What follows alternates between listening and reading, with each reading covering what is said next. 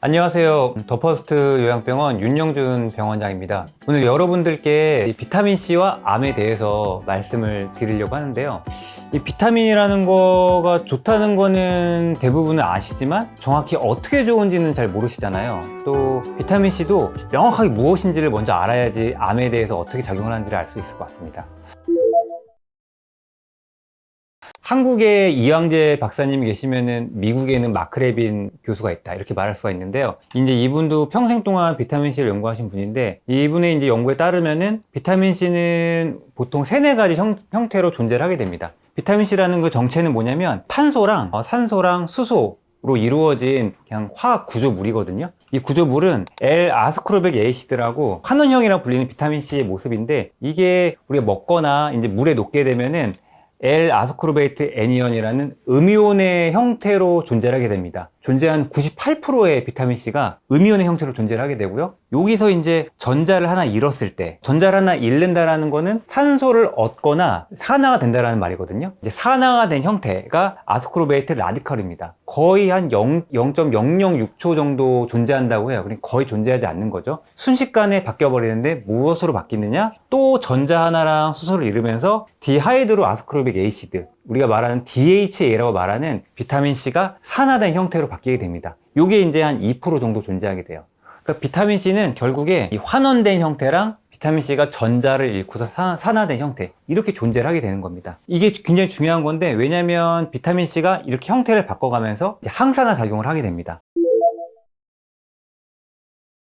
비타민C의 생리적 특성 중에서 가장 큰 게 그래서 바로 항산화입니다. 항산화라는 거는 본인은 산화가 되면서 상대되는 물질은 환원을 시키는 거예요. 산화와 환원은 동시에 이게 진행이 되는 겁니다. 또 하나의 가장 큰 특징은 합성 효소의 조효소가 됩니다. 이 비타민C는 굉장히 많은 물질들을 만들어내는 코팩터로서 작용을 하는데, 콜라겐 합성할 때 반드시 필요하다고 그러죠. 콜라겐은 보통 프룰린이라는 아미노산이랑 라이신이라는 아미노산 두 가지로 구성이 되는데, 효소에 의해서 형태가 변환이 되면서 콜라겐으로 합성이 되는데, 이때 비타민C가 아주 중요한 코팩터로 작용을 하기 때문에 비타민C가 없다라면은 콜라겐이 만들어지지가 않습니다. 카르니틴, 노르에피네프린, 세로토닌, 아르기닌, 티로신, 부신피질의 스테로이드 호르몬, 또 담즙 형성까지도 비타민C가 중요한 코팩터로서 작용을 합니다. 최근 연구에서는 비타민C가 단순히 조효소뿐만 아니라 유전자 발현에 작용을 하는 거죠. 그래서 후생 유전학적 조절을 하게 됩니다. 이 말은 무슨 말이냐면 비타민C가 들어가서 우리 몸에 있는 유전자가 발현되도록 조절자로서 역할을 한다는 거예요.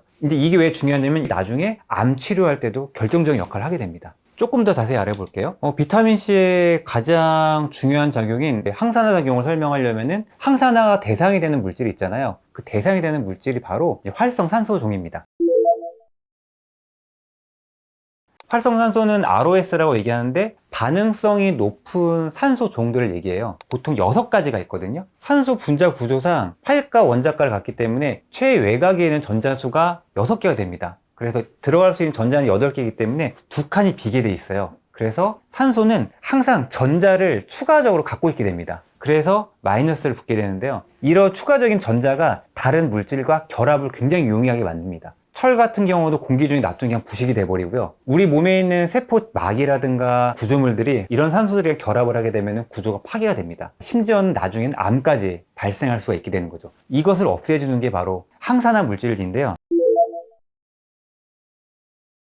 비타민C가 왜 이렇게 가장 좋은 항산화제로 알려져 있냐? 비타민C는 아까 보셨던 것처럼 구조적으로 굉장히 쉽게 항산화가 됩니다. 순식간에 이제 산화가 돼버리는 거죠. 또 비타민C가 수용성이잖아요. 혈액과 조직액으로 너무나 쉽게, 너무나 빠르게 퍼져나갑니다. 그래서 비타민C는 가장 많이 사용되는 좋은 항산화제인데요. 가장 강력한 항산화제는 아닙니다. 항산화 능력이 뛰어난 항산화제들은 글루타치온, 시오레독신, 토코페롤 비타민 E죠. 레티놀, 비타민 A 같은 겁니다. 이런 것들은 항산화 능력은 뛰어난데 단독으로 작용하는 게 아니라 비타민 C를 중심에 두고서 작용을 하게 됩니다. 비타민 E나 비타민 A를 많이 복용하게 되면 항산화 능력은 뛰어나지만 독성이 생기거든요. 이런 것들을 중화시켜줄 수 있는 항산화 물질이 바로 비타민 C입니다. 그래서 모든 항산화 시스템에는 중심에는 비타민 C가 들어있게 됩니다. 특이한 거는 뭐냐면 비타민 C의 농도 분포를 보면요. 혈장에는 거의 50 마이크로 밀리몰 정도로 유지가 되고 적혈구도 비슷하게 유지가 되죠. 근데 유독 비타민C 함유량이 많은 세포들이 있습니다. 바로 부신, 에드레날에는 10m몰, 그 다음에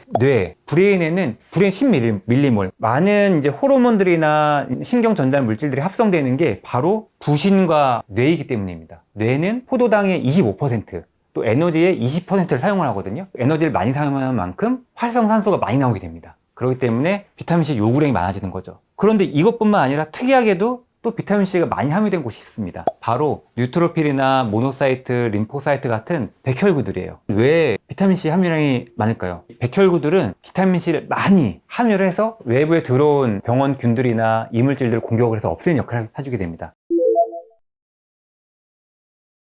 이게 바로 비타민C의 두 얼굴이라고 할 수 있는데요. 비타민C는 저농도에서는 항산화제로 작용을 하고 코팩터로서 작용을 하지만 높은 농도로 들어갔을 때는 바로 산화 촉진제로서 작용을 합니다. 산화 촉진제로 작용하기 위해서 호중구 같은 경우는 비타민C를 안에 고농도로 가지게 된 다음에는 오히려 활성산소종을 만들어냅니다. 이 활성산소종을 통해서 과산화 수소를 만들어서 뉴트로필의 세포 외의 트랩에 걸려있는 이물질들을 공격을 해서 세포 구조를 파괴해서 없애주는 역할을 과산화수소를 통해서 역할을 하게 됩니다. 이 MPO를 만들어내기 위해서는 펜톤 리액션이라고 철을 가지고서 비타민C랑 결합을 하면서 굉장히 많은 활성산소를 만들어냅니다. 이 활성산소를 세포 내에 저장을 했다가 이걸로 공격을 하게 되는 거죠. 이 똑같은 기전이 그대로 암세포에서 일어나게 됩니다. 그러면서 암세포에서 철분과 결합하면서 산화 촉진제로 작용하게 되고 이게 암세포를 직접적으로 공격하게 되는 그런 기전이 됩니다. 또 특징적인 건 뭐냐면 최대한 많이 먹어봐야 혈중의 농도는 220 마이크로밀리몰 이상 올라갈 수가 없습니다. 그것도 6시간 간격으로 3000mg씩 복용을 해야지만 이 정도까지 올라가게 됩니다.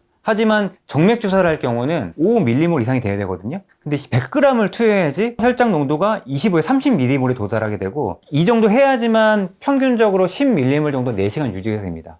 그러니까 산화 촉진제로서 작용하기 위해서는 비타민C는 반드시 고용량 정맥 주사를 놔야 되고 암에 작용을 하기 위해서는 100g까지 투여하는 걸 목표로 잡아야지만 산화 촉진제로서 역할을 할 수가 있는 거죠. 비타민C에 대해서 이제 대략적으로 좀 살펴봤다면은 암이란 무엇인지에 대해서 좀 살펴보도록 해볼게요.